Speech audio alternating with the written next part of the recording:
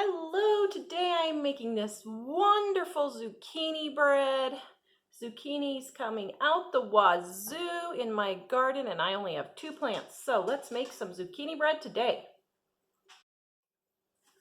All right, this recipe is on our website, livingonadime.com. The link is in the description below. Also, if you want more zucchini recipes in our Dining on a Dime Cookbook Volume 1, I have a wonderful zucchini cake. It is basically the same as zucchini bread. You just bake it in a 9x13 pan.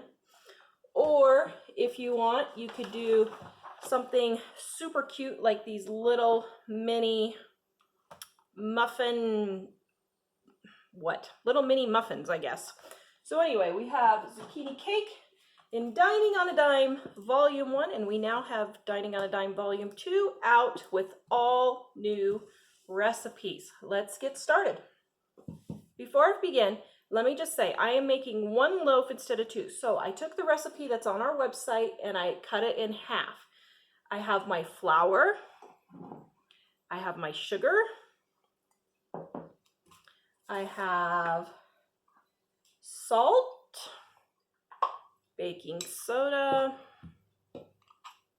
cinnamon, and if you want, you can add nutmeg. I don't have any on hand right now. That's okay.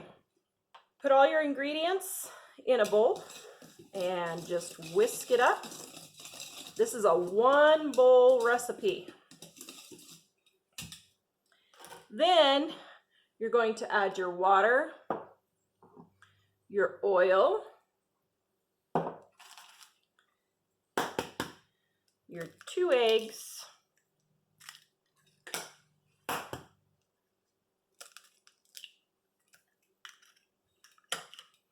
and you're going to whisk all that up. Then you're going to add your zucchini, and I forgot my vanilla. Have my homemade vanilla here. Recipe in the description below. It's also in our Dining on a Dime Cookbook Volume 1. Normally I keep it in a smaller container, but I'm washing it right now. Then you're going to stir all this in. Then you're going to spray your pan. This is a 9x5 loaf pan. And put in your zucchini dough. And put in your zucchini bread.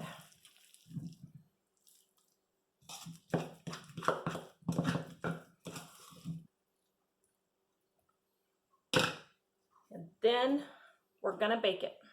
All right, it has been baking 50 minutes in the oven. I wanted to show you guys here how to test if your quick breads like banana bread and zucchini bread, etc., muffins, whatever, are finished on the inside.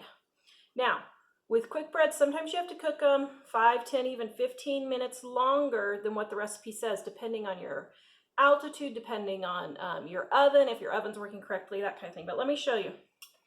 When I tested mine the first time,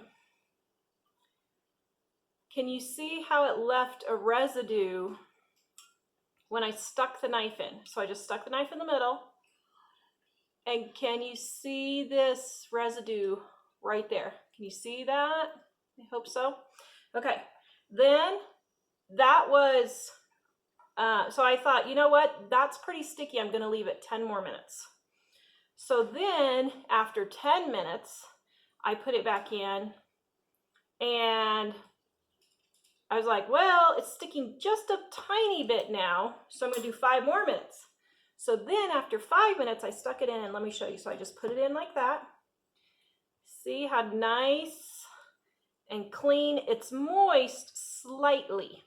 You can see it's slightly moist, but there isn't anything sticking to it. So when your knife comes out clean, your toothpick, skewer, whatever you put in there, that is how you know it's done. Now, let it cool in the pan, and then when it's cool, you're going to run your knife right along the edge, just like so, to loosen it, and then you're going to flip it out of your pan. Please go to livingonadime.com, check out our Dining on a Dime cookbooks, Volume 1 and 2, all different recipes in both editions, 1,200 recipes and tips in volume 1 and 800 in volume 2, livingonadime.com. We will see you guys next time.